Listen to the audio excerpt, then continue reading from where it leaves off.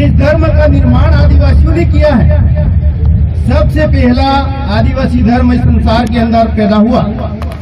ये आपको मैं प्रमाणित तथ्य के हिसाब से बताऊंगा। मैं नहीं बोल रहा हूँ, ये किताब बोल रही है। और ये जो किताब है वो 15वीं क्लास यानी स्नातक में चलती है, BA थर्ड ईयर के अंदर। भारत के ये विभिन्न विश्वविद्यालय हैं, वहाँ पर इस पुस्तक को पढ़ाया जाता है।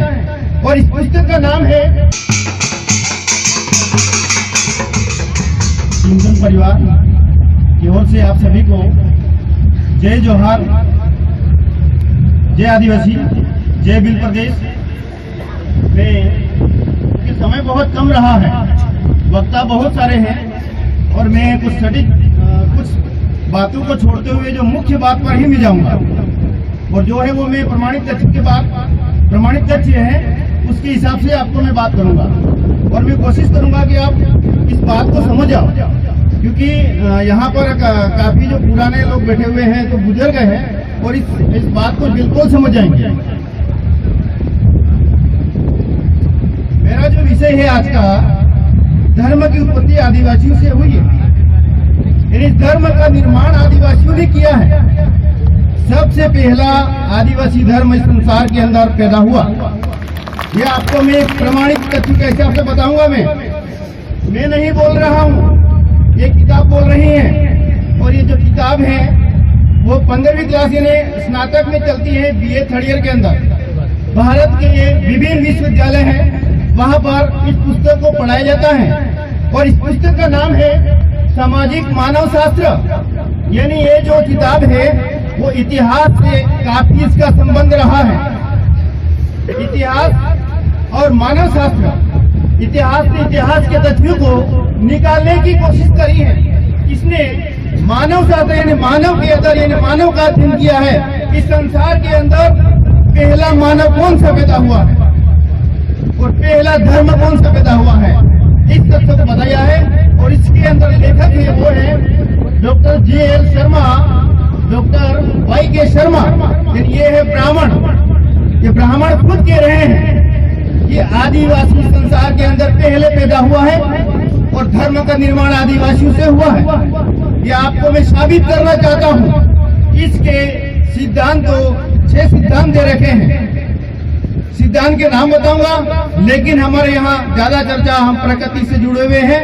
यानी आदिवासी प्रकृति पूजक है, ये माना जा रहा है और ये वास्तविक है।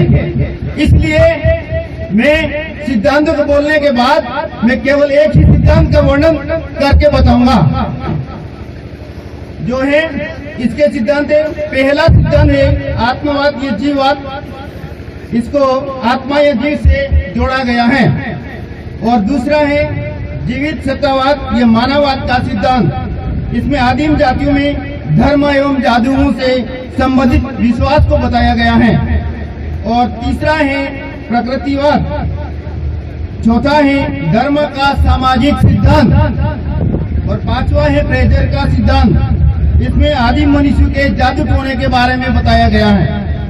इसके बाद अगला है 6ठा नंबर प्रकार्यवादी सिद्धांत। ये संस्कृति से जुड़ा हुआ सिद्धांत था, लेकिन यहाँ पर जो बात हो रही है उसके बारे में आपको बताऊंगा।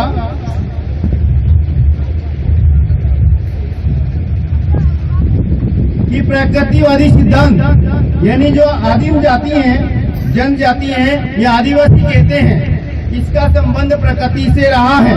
और इस किताब के अंदर लिखा हुआ है, ये मैं पढ़ के लिखा बताऊंगा आपको। इसके बाद आपको बागड़ी में भी समझाऊंगा। मैं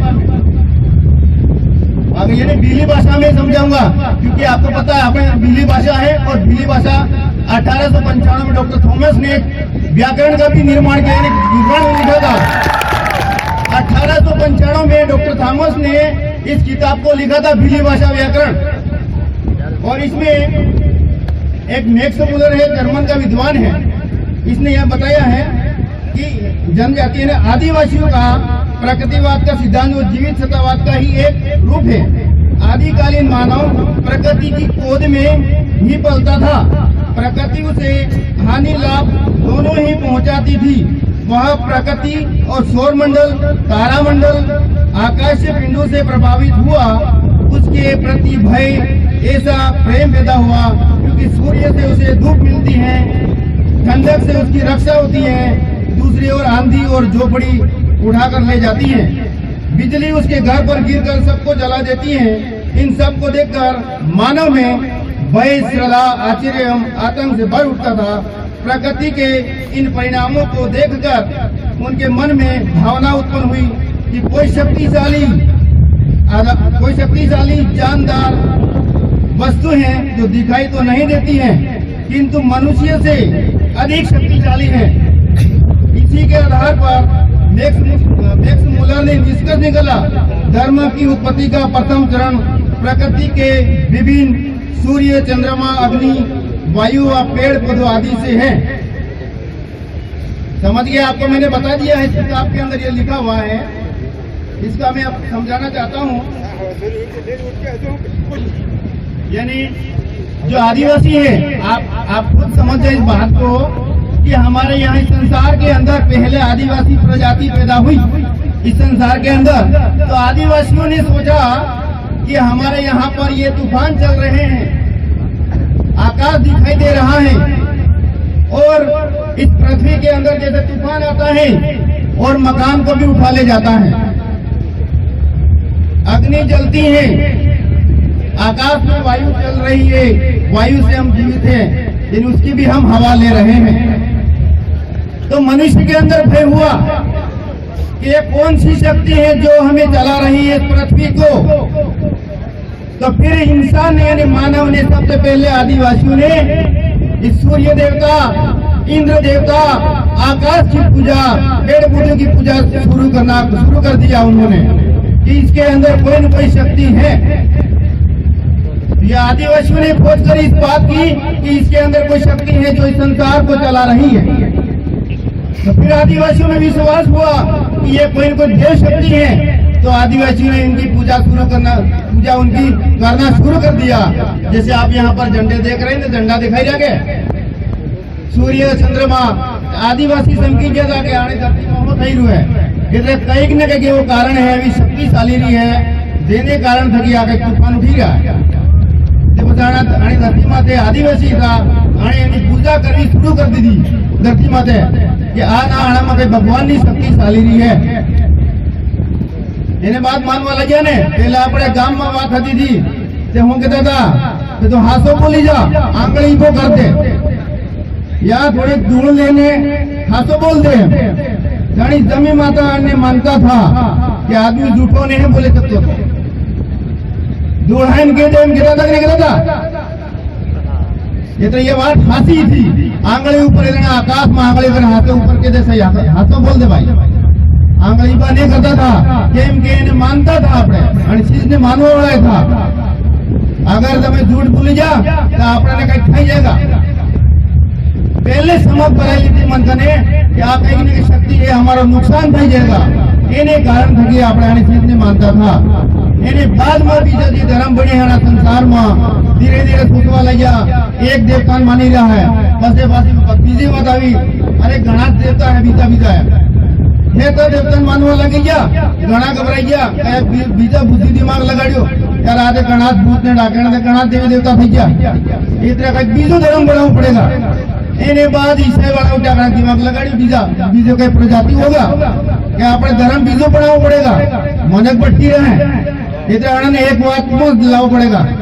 दिमाग लगाड़ी संसार से चलाड़वा वालों एक फिर कोई शक्तिमान होगा।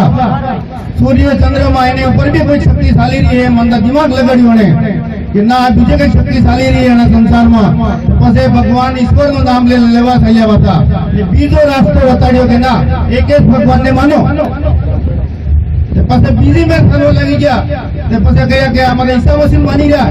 પહેલે ધર્મમાં જન્મ થયો, એને બાદમાં બીજો ધીરે ધીરે ધર્મનો શરૂઆત થઈ।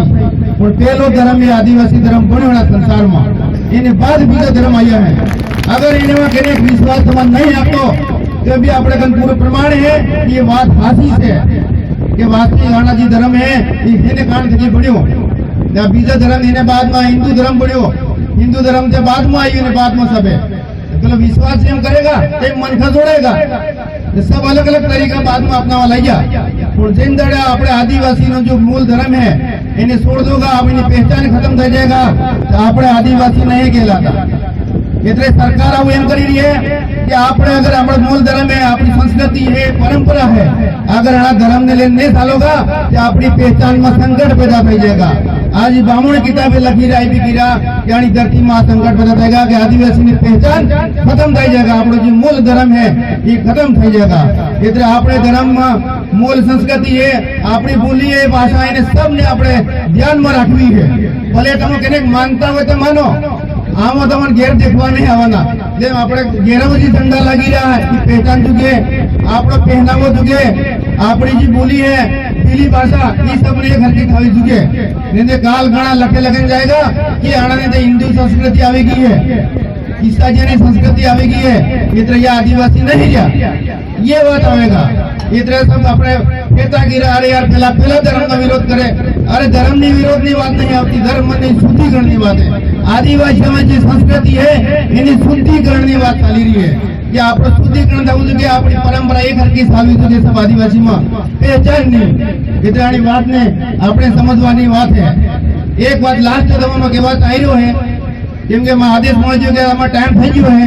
एक दूसरी बात है कि अब हमें एक काम करना है कि हमारे आदिवासी समाज में काम करने वाले कर्मचारियों, समाज को जागरूक करने वाले कर्मचारियों के साथ अगर कोई धोखा किया किसी राजनीतिक ने या राजनीतिक पार्टियों ने तो आदिवासी समाज नहीं छोड़ेगा। अब आदिवासी समाज जागर है, समाज में ऐसे नेताओं की हम लिस्ट बनाएंगे, ये हमें क्या टास्क फोर्स करते हैं, हम टास्क फोर्स करके दिखाएंगे। इनका टास्क फोर्स आदिवासी समाज करेगा और जब तक ये आरक्षण नहीं मिलेगा आदिवासियों का तब तक हम लड़ाई लड़ते रहेंगे। और मैं नेताओं से कहना चाहता हूँ आदिवासियों के खिलाफ चलने वाले कि आप हमारा आरक्षण बेच पागे, आदिवासियों का आरक्षण आज तक भी नहीं दिया। अभी आरएस में भर्ती आई तो आदिवासियों को केवल 12 पद दिए और सामान्य वर्ग को 24 पद दिए, आपने 45 से भी माइनस करके दिया है। तो क्या ये आदिवासी परिवार गलत कह रहा है या सही कह रहा है? मैं यही पूछना चाहता हूँ, इसीलिए ये सब सम्मेलन हो रहे आदिवासियों की जागरूकता। आज तक हमारा खुलेआम आदिवासियों का शोषण होता आ रहा है, जमीन के साथ हो रहा है, नौकरी के साथ हो रहा है, इसलिए आदिवासी समाज बर्दाश्त नहीं करेगा। जय आदिवासी, जय जोहार, जय भी प्रदेश। भाई लोग दोस्तों हमारे YouTube चैनल को यहाँ पर क्लिक करके सब्सक्राइब करें। इस तरह की जानकारी प्राप्त करते रहने के लिए इस बेल आइकन को ज़रूर दबाएं, जिससे हमारे नए वीडियो अपलोड करते से ही आपको तुरंत नोटिफिकेशन प्राप्त हो जाएगा। धन्यवाद।